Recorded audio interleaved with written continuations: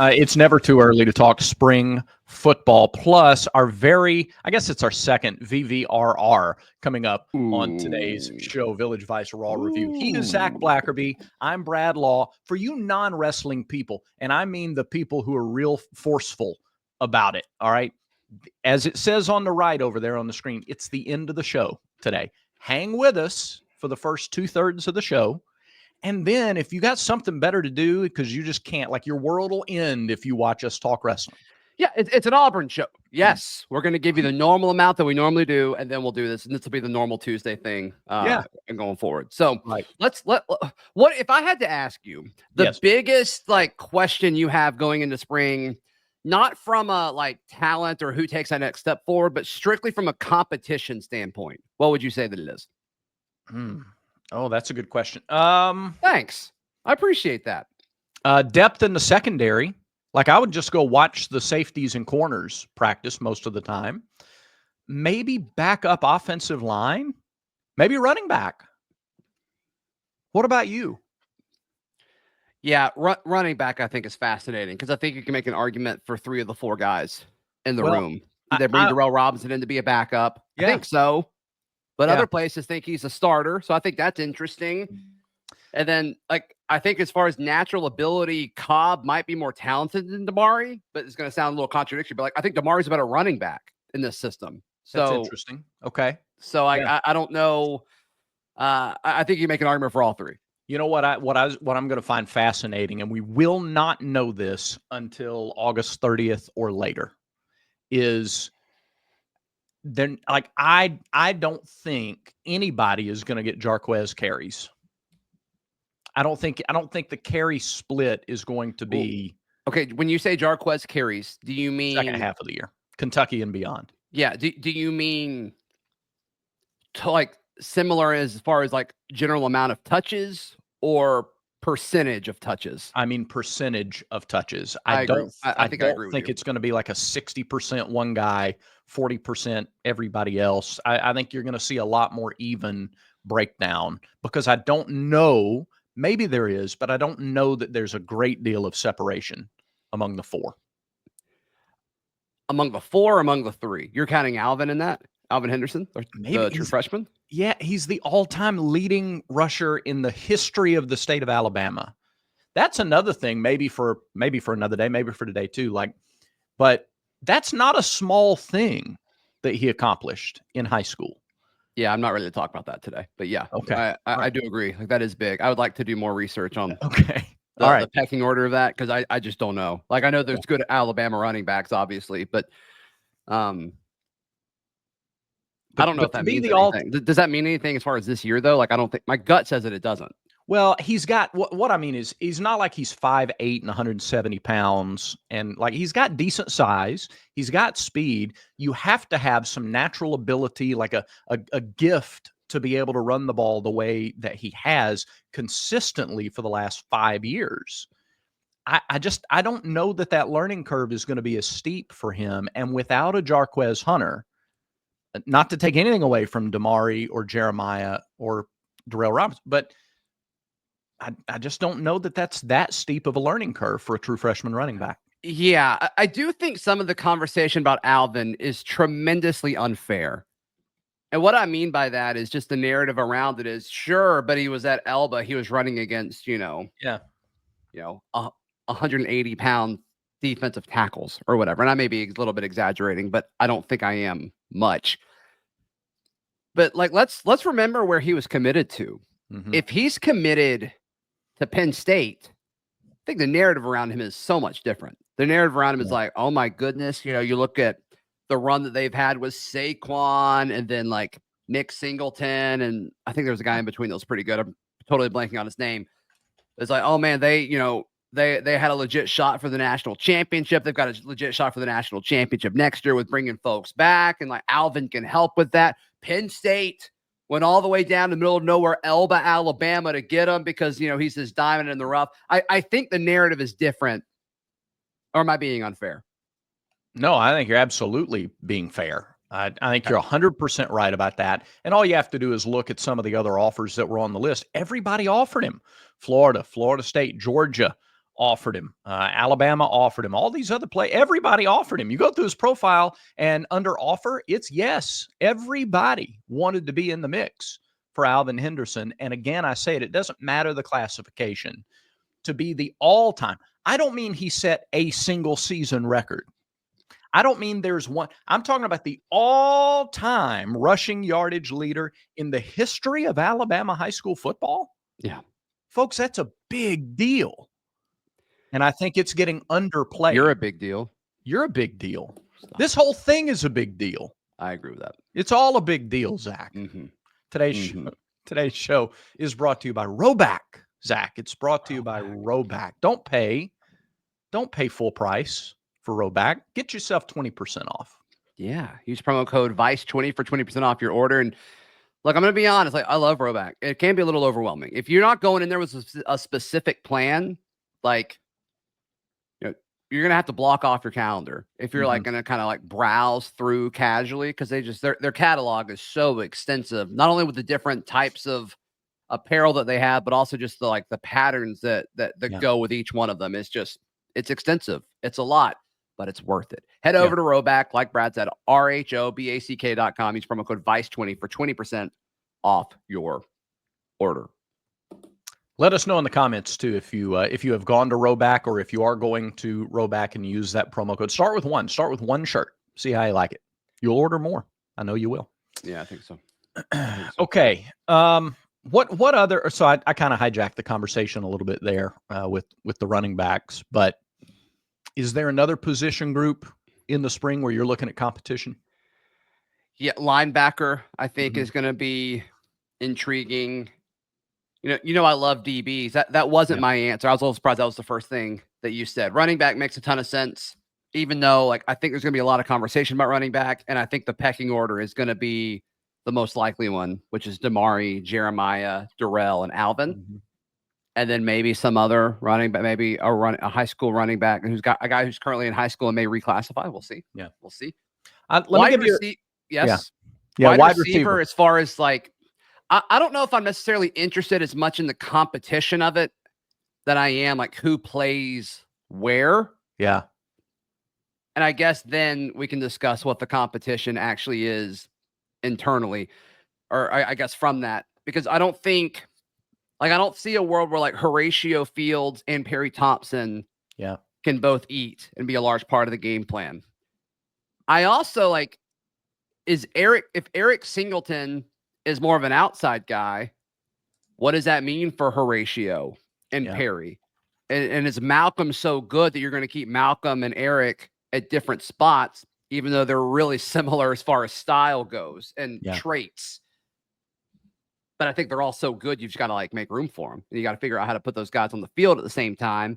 But then if you're Perry or Horatio, you're like, well, what about me? What about me? And is there enough to go around? Yeah. And then there's I don't know, Bryce Kane is is he going to take that step forward as well? We all kind of hope and think that he could. Yeah. History shows us there's room for about 3, significant target, catch, yardage, true wide receivers. And Rivaldo was used sort of in that role last year. So I'll give you 4.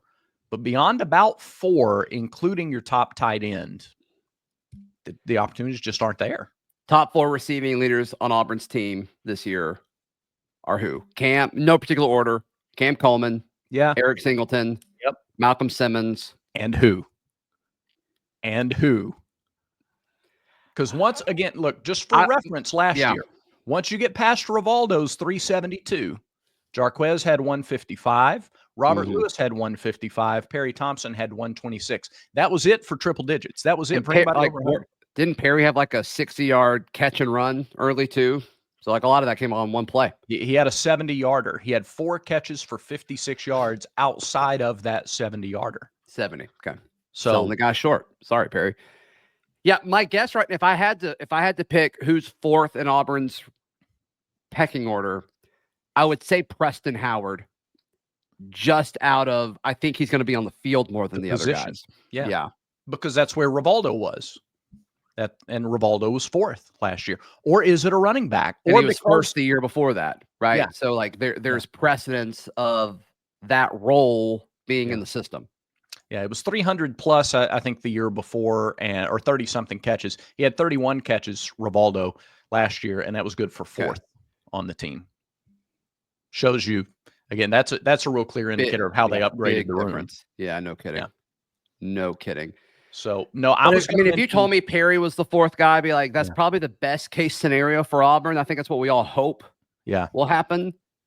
Because I think that says a few things. One, you figured out how to get more options in the receiving room involved. And two, Perry took that step and probably beat out Horatio, which is good for Auburn, both in the short term and the long term, because I think his ceiling is higher. It is his first spring, and he's the guy that I was going to say I was really intrigued about watching in the receiver room. Is, now that he forgot he wasn't in spring last year, right? And that was maybe some of the reason that it took him a little longer or didn't fully assimilate in the way that the other two freshmen who were here in the spring did. Last summer, I was lower on Perry and Malcolm than most folks. Mm-hmm. And I was right about Perry, and I was very wrong about Malcolm. And so, I mean, everybody's role is just going to be a little bit different. Yeah, that's right. That's right. All right. Speaking of roles, basketball. Whose role? I'm sorry. Speaking of roles, yes. What's the role of the buttons missing on your shirt? What's up with that? Really? This shirt. I love this shirt. I can see why. But it's miss. I wish it had a button like right there. I wish the button was a little. I think the buttons are absolutely giving us a little chest action. It looks like I'm trying to show this. The next button is at the very top, and I'm not Kyle, so I can't do that. You're not Charlie 5, right? So it's gotta be that. Just we all noticed about it. We all noticed. Don't be self-conscious about it. I'll just do the rest of the show just like this. Button the top button. Go ahead and do it. By the way, no, I'm not going to button the top button. Okay. No. All right. By the way, can I go off on a tangent for 2 minutes real quick? Sure. I don't know if you're going to like this or not, but I was at the gym this morning. And I already like it. I was finishing up a run. Yeah. And this couple came in, and they got on the row of treadmills in front of me. Okay. And it was very clear that they had been partaking before their workout. Wow. They had gone green, so to speak. Like right before had to have been right before walking in the door. Because it was so, and I'm downwind because they're running and I'm downwind of this. And I just wonder how much does that happen? Like, how much do people do that before a workout? I need you to be more clear on what we're talking about. I'm talking about I thought I knew what you were talking about, and now I don't know. I'm talking about a very strong marijuana. Wow, that wasn't one of the two things I was thinking. That's not at all what you thought? No. Yeah. I'm talking about very clear, very strong.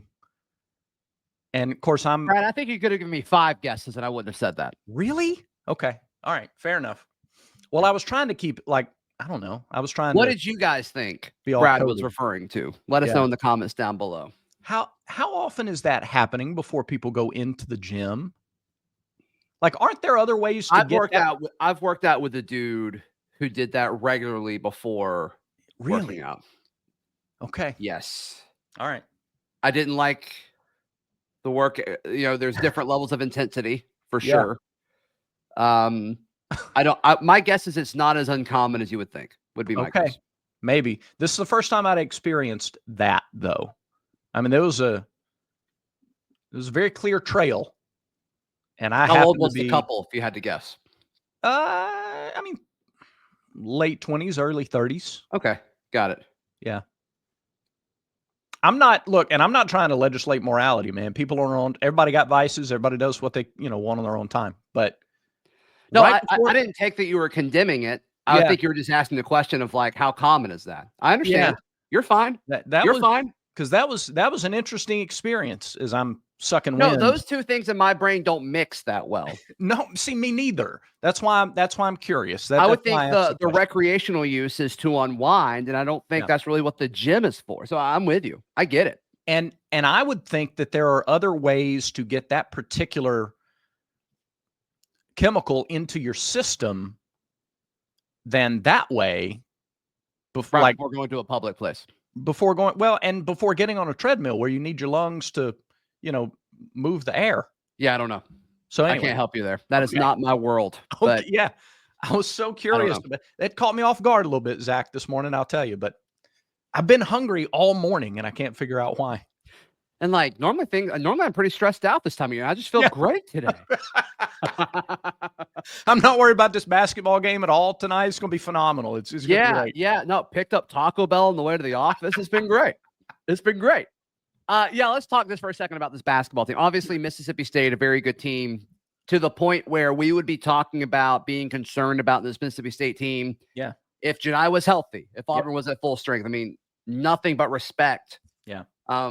On all angles when you talk about this Mississippi State squad. And so, like, what does Auburn need to do? They need to set the tone early. Yeah. Say, hey, just because Janai is not going to be a part of this lineup doesn't mean you can push us around. If I'm Chaney, if I'm Dylan, if I'm Chad Baker Mazzara, if I'm Denver, all of these guys, I mean, you can go through pretty much Auburn's whole list and say, like, these guys are physical and they don't back down from things.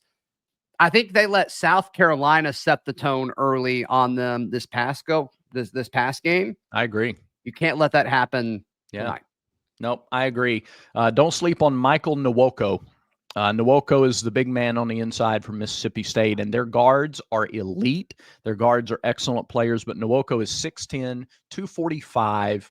He's built like a brick house. He's just physical, and he's got a mean streak. And so Chaney and Dylan, even Jaheim Hudson, if he gets more minutes, we're just going to need to see some sort of toughness. My gut is that I don't think it impacts that deep of the bench unless Dylan gets in foul trouble, which is totally possible. If the other guys are as effective as they'll need to be. Yeah. But I think plan A is you keep the same guys. You just give more minutes to Dylan and Chaney and Chad would be my guess. Riley Kugel being questionable is big. That's something to watch tonight. The transfer from Florida. He's almost in double figures. He's really done well against Auburn in the past. So, it's a game where a Tahad shines even brighter. Miles Kelly's played great the last 2 games. Does he come up even bigger? I'm very curious to see whether it's the guards or the bigs that set the tone for this game. Which one do you think is better for Auburn? Probably the bigs. I think it's better for Auburn if Chaney and Dylan, and if Chad Baker Mazzara plays more to the basket. Mm-hmm. Probably better for Auburn if it's the bigs. I think I agree with you. But obviously, I mean, like Auburn's played against this year. Yeah. If Denver or Miles or somebody gets hot, sometimes it's just there's nothing you can do about it, and that would be clutch as well. I do think that's where the mismatch is for Auburn, because I don't think you have the cheat code that is Janai.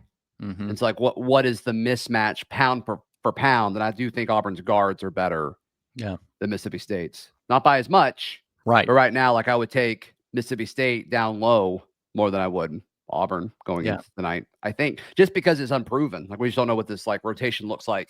Yeah. Without Janai. State has given up a higher 3-point percentage than it is making, which interesting.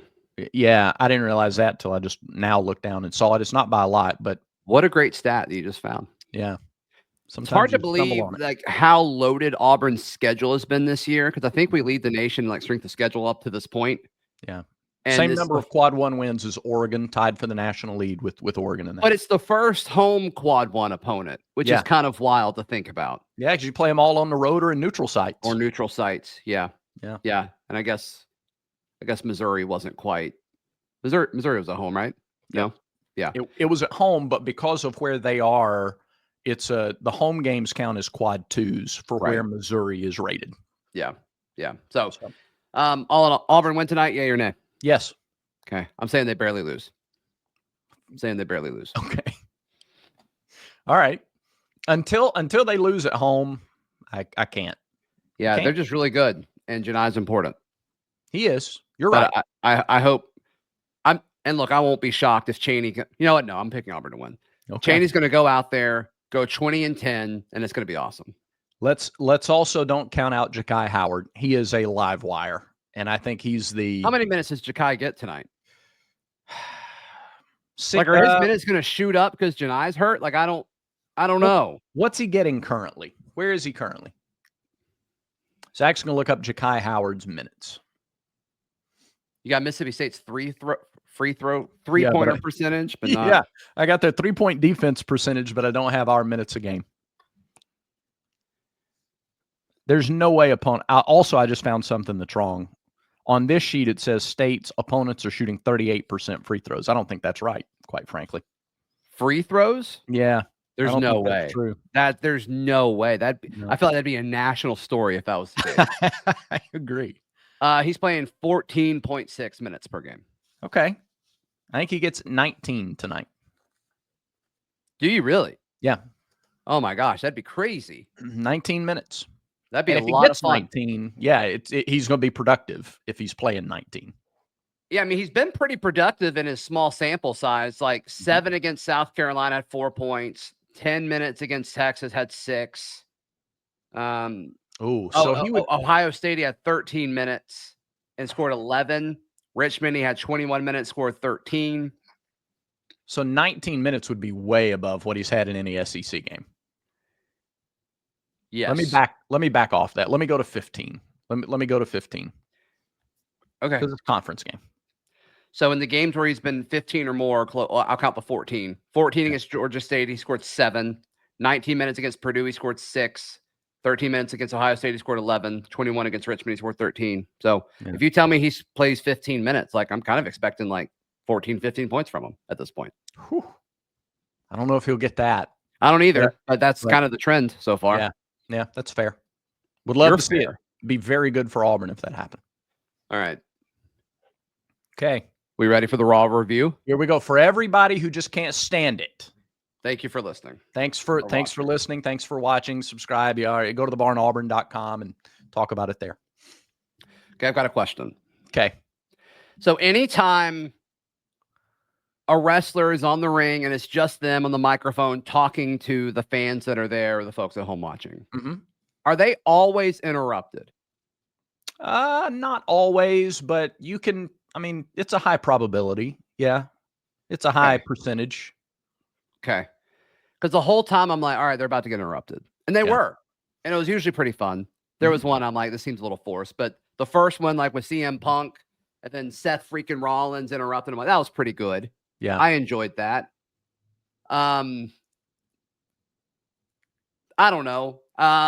Let's see. What else? What else do we want to go with? The Penta debut. Yes. So he wasn't a part of WrestleMania till last night. Is that what that meant? Well, WrestleMania is an event. He was not a part of the WWE. WWE, excuse me. Yes, Thank you. Until last night. So where was he? Well, different organizations. TNA, AEW. Is AEW the second biggest one? Yes. That's the only one I've heard of other than WWE. Okay. Yeah. And they weren't that big 7, 8 years ago. Okay. I like the Chad Gable character a lot. He's kind of a. They didn't really give us a whole lot about him. He was just kind of there. Well, he was out there. Let me kind of take you behind the scenes on this. He was out there because he can put on a really good match. His wrestling technique and in-ring performance is solid. Okay. And so he could go with Penta and give everybody a good show for 20 minutes or however long their match was. And it delivered. It was the match of the night, in my opinion. Chad Gable against Penta. And if you look up Kurt Angle and what his character was 20 years ago in WWE, that's kind of the Chad Gable, Olympic wrestler, all-American, full of himself, ego. So just you're here just to help other people look good? Because, that's kind of what they were doing, right? We got Penta. It sounds like they just signed Penta and it's this is great. And it was the Penta show, and they needed somebody who could come along and make him look as good as he is. It was fun, for sure. Zoomed in on some of the girls in the front row. They were crying because they loved Penta so much. And I'm like, I think that was his family, if I had to guess. I feel like they should have labeled that. If that's which makes sense. He went up to him and hugged him afterwards or whatever. And I said to my wife, I'm like, do they know him? She's bawling right now. Does she just love Penta or does she know him? Yeah. I feel like they should have labeled that, but that's fine. Whatever. That was a great fight. I don't think it was the fight of the night, but I do think it was a great fight. Penta was the most interesting character to me on the show last night. Of all of them, he was the most interesting. The is it Intercontinental fight between Sheamus and Ludwig? Yeah, Ludwig Kaiser. Yeah. I liked that one, not because I like Sheamus that much, but I didn't like the Ludwig guy. Yeah. They did a good job of him playing the heel or whatever.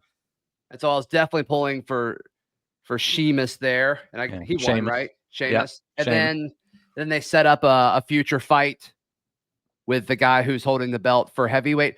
Also, kind of as I'm looking at this more now, 2 weeks in a row, there's a lot of championships. Yeah.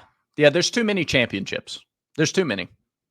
In the old days, now I feel like I'm the the old man yelling at the clouds. You need a heavyweight champion, an intercontinental champion, and a tag team champion. That's all you need. It really is all you need. We got too many champions.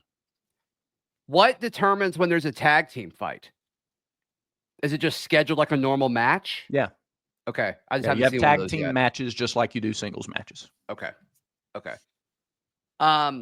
But yeah, I guess we're excited for him fighting the guy who's Braun Breaker. Is that his name? Yep. Who's the heavyweight champion. So that'll be electric. I'm sure.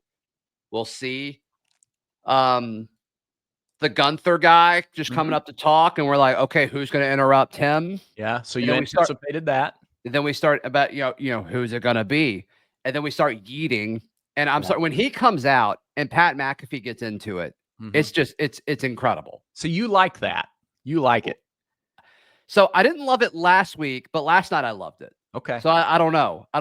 Ask me next time. I think the whole yeet factor is a little cringy. So when he came out, you didn't start yeeting from your couch? No, 100%. That was just a me thing. Not even a little bit. Yeah.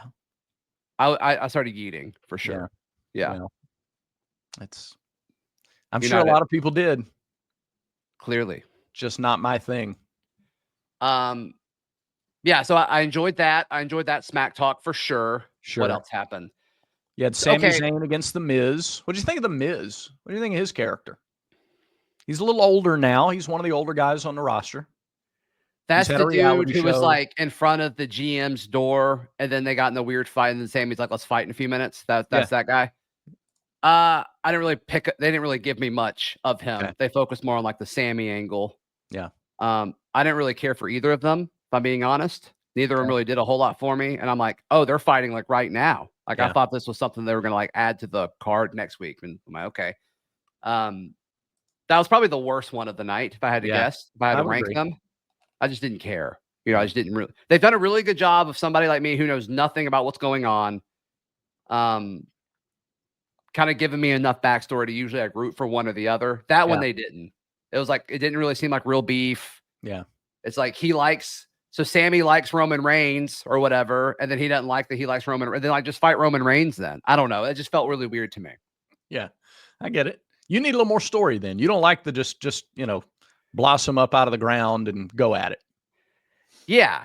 Yeah. like Seth Rollins fighting the guy next week that interrupted them. I'm forgetting his name, but I keep waiting for you to bail me out here. You're not bailing me out. Well, I'm Drew McIntyre. Drew McIntyre. Yeah. Thank you. Like, I thought that was good. I'm stoked for Monday to watch that. That's going to be awesome. That's going to be great.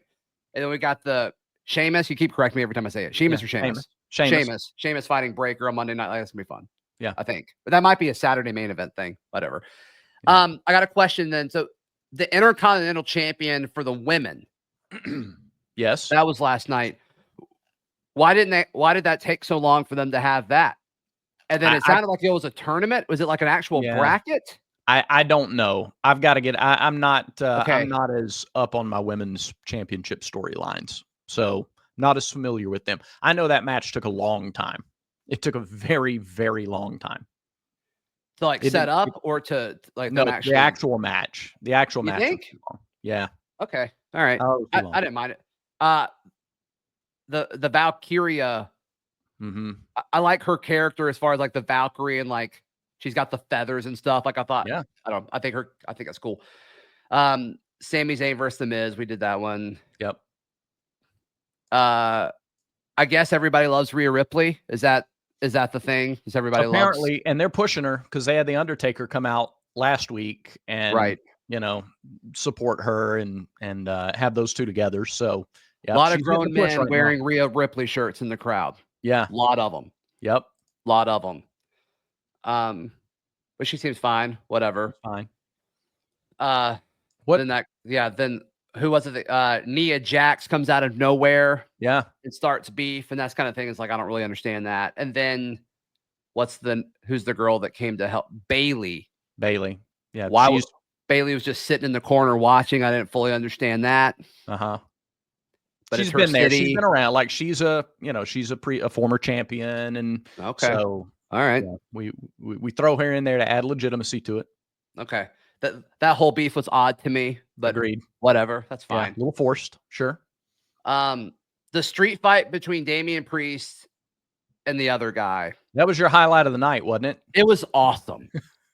I thought it was great. Yeah. Them fighting throughout the entire, like, all the stands, and then the whole setup of like, oh, they're about to throw him onto all the equipment and stuff. Yeah. And of course they did. And they were all hurt. And then the dude's being Finn Balor, yep. He's on a stretcher. Mm-hmm. And you see Damian Priest just charge the stretcher, and he's just wailing on him. Yeah. And he's wheeling the stretcher back to the ring so he could pin him. I don't think I'm ever going to forget that. That was insane. My wife and I were in shock. Like, oh my goodness gracious. And then his buddies come in and help him. All of a sudden he can walk again. Sure. Which is awesome. Neck doesn't need a neck brace anymore, Zach. No, his buddy took the neck brace off. What phenomenal athletes. What great shape they have to be in and strong necks to be able to come back from that. Yeah, clearly. Yeah.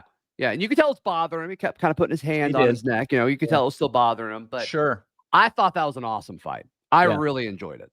Yeah, it was good. I thought the spot where they flew off onto the table with the stuff and right before they put him on the stretcher, that was kind of the highlight. That's another one that went a little long. Totally. I agree with that. After that, it's a little like, all right, this needs to end pretty soon because he was on a stretcher. So yeah, we need to bring this thing home. But it was like a whole nother match after he got off the stretcher. Yeah, right. I think it would have been better if they just like let him get him back into the ring, do one more move on him, and then pin him. I think it would have been better for sure. Sure. Yeah, for what they're going for. And they are very clearly in their production elements and the logistics and stuff. They're really blurring those lines between fantasy and reality more than ever before. And so what do you mean by that? Oh, I mean things like having the introductions with the two competitors in the ring already, which they did a couple of times last week and a couple of times last night. That's a boxing or a UFC thing. After their intros, you get them in the ring shoulder to shoulder. It hasn't always been that way. That's a very new thing. Interesting. Okay. Putting records like, these two faced each other 7 times on TV last year, and here was that's a UFC or boxing thing that hasn't always been there in professional wrestling. I love that. Yes. And there was a few last time like, okay, this guy's beating them. He's 2-1 against them. Like, yeah. And I wonder how much of that is a decision of like, we're getting a lot of new people because we're on a new platform and all that. Like, I think they kind of need that because there's so much more happening than I realized. Mm-hmm. Like the cast is far larger and there's more stuff happening on other nights of the week that I actually didn't realize. Like there's a lot of like stuff going on. Yeah. And it's kind of like, I think a lot of people like me that are watching it for the first time or like re-picking it up for the first time in a few years. And it's like, what's going on here? They're keenly aware of that. Even little bugs they put in the bottom right of the screen where they tell you who's in the match. Yeah. Because if you're like, you may not know, like they're very aware that they have a new audience and they want to keep them as like informed and, okay, got it. That's who this is. I may not know a lot about them, but I at least know who's in the match.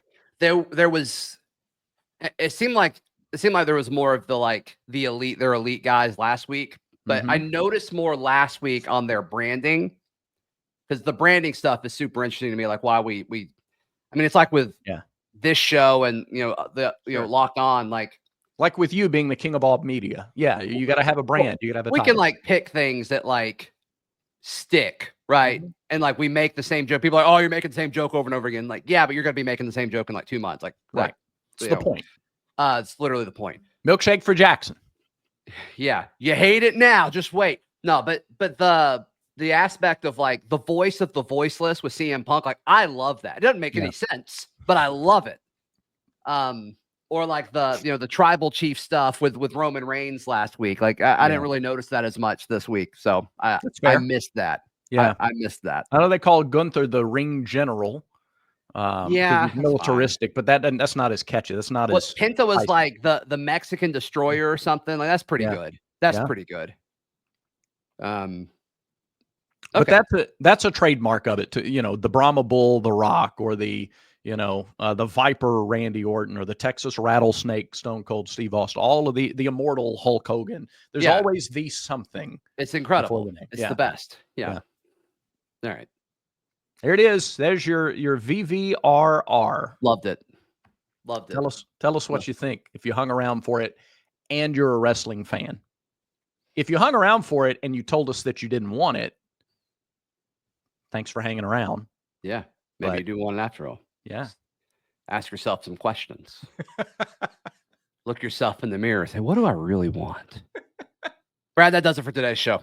It does. Thanks everybody for watching and for leaving those comments. Subscribe if you haven't yet. We do appreciate it so much. And remember, until next time, everyone's got vices. Make sure Village Vice is one of yours.